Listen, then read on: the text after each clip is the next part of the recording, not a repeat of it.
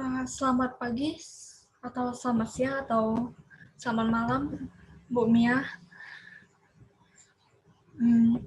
Pada video kali ini, saya mau mempresentasikan karya tulis ilmiah yang sudah saya kerjakan. Kalau begitu, saya share screen terlebih dahulu. Karya tulis ilmiah saya berjudul Pentingnya Pembelajaran Bahasa Indonesia di Perguruan Tinggi. Nah, di video kali ini,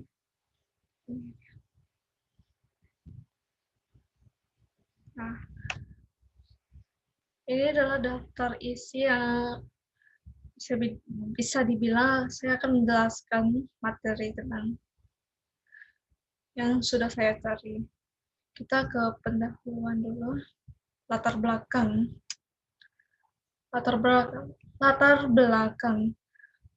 Bahasa merupakan salah satu media yang digunakan oleh manusia untuk berinteraksi dan berkomunikasi satu sama lain. Salah satu media yang sering kita gunakan adalah menggunakan media mulut, seperti sekarang ini. Selain itu, kita juga dapat mempelajari bahasa melalui sejarah, ilmu, dan adat istiadat suatu bangsa. Bahasa Indonesia merupakan bahasa nasional dari negara Indonesia yang merupakan bahasa kesatuan. Karena kita adalah orang Indonesia, jadi bahasa Indonesia sering atau sudah diajarkan di setiap tingkatnya atau di setiap jenjang pendidikan, dari tingkat TK, SD, SMP, hingga SMA. Setelah jenjang SMA, sebaiknya bahasa Indonesia sudah harus dikuasai oleh mereka.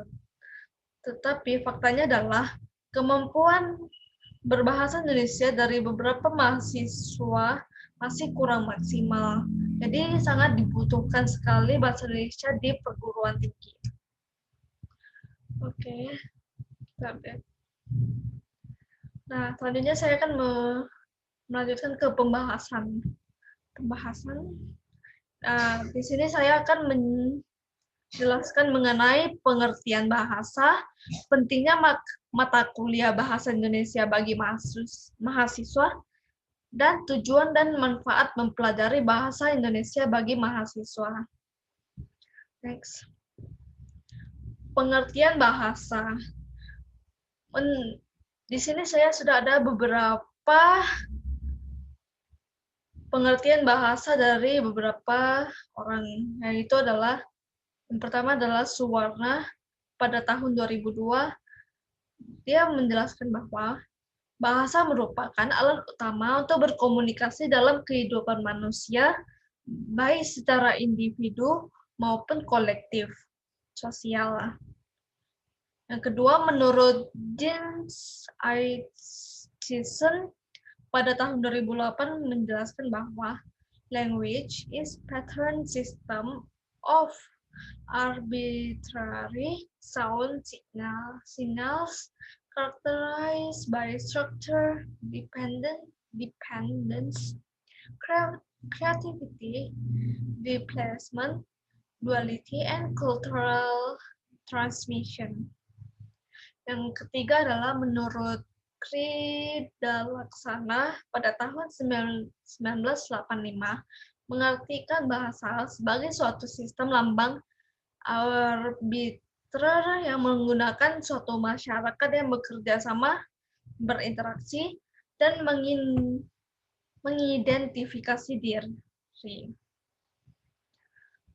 Next adalah pentingnya bahasa Indonesia.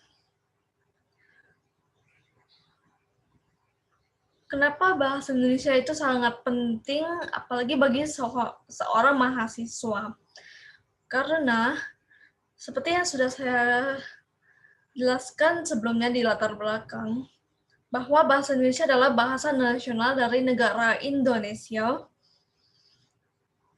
Jadi sebenarnya bahasa Indonesia sangat penting sekali untuk kita pelajari. Karena kadang kita sebagai mahasiswa seringkali berbicara bahasa daerah masing-masing dari daerah masing-masing. Baik sesama kerabat maupun keluarga. Sampai kita lupa bahwa masih ada orang yang bukan berasal dari daerah kita sendiri. Nah, jadi sangat dibutuhkan sekali pembelajaran bahasa Indonesia pada saat kuliah untuk pada saat kita sidang ataupun membuat suatu karya ilmiah itu sendiri. Nah, jadi selanjutnya tujuan mempelajari bahasa Indonesia bagi mahasiswa. Jadi yang pertama adalah kita bisa melestarikan bahasa Indonesia. Kenapa kita harus melestarikan bahasa Indonesia? Karena mungkin banyak sekali seperti di vihara itu kan banyak sekali turis-turis yang sering datang dari luar negerinya. Nah, jadi kita harus melestarikan bahasa Indonesia. Nah, selanjutnya kita bisa menyelesaikan skripsi. Pada saat kita sedang skripsi pada semester 7 atau 8, pastinya kita membutuhkan bahasa Indonesia yang baik dan benar. Apalagi pada saat kita sidang skripsi kita di hadapan pembimbing kita, itu pastinya kita membutuhkan bahasa Indonesia yang baik dan benar. Yang ketiga adalah bisa melakukan sebuah penelitian atau karya ilmiah. Yang saya maksud di sini adalah seperti saya sekarang yang melakukan mempresentasikan sebuah karya ilmiah menggunakan bahasa Indonesia yang baik dan benar. Next, manfaat mempelajari bahasa Indonesia bagi mahasiswa. Kita memiliki pemahaman terhadap bahasa Indonesia yang baik dan benar, karena dengan adanya pembelajaran yang mengharuskan kita untuk melakukan sebuah penelitian terhadap karya ilmiah, skripsi, dan penelitian yang akan kita lakukan selanjutnya. Jadi itu sangat penting sekali dalam belajar bahasa Indonesia. Nah, selanjutnya saya akan langsung ke penutup dalam karya ilmiah saya. Penutup. Di sini saya akan menjelaskan kesimpulan dan saran. Kesimpulan, bahasa Indonesia sudah diajarkan di setiap jenjang, mulai dari jenjang TK, SD, SMP, hingga SMA.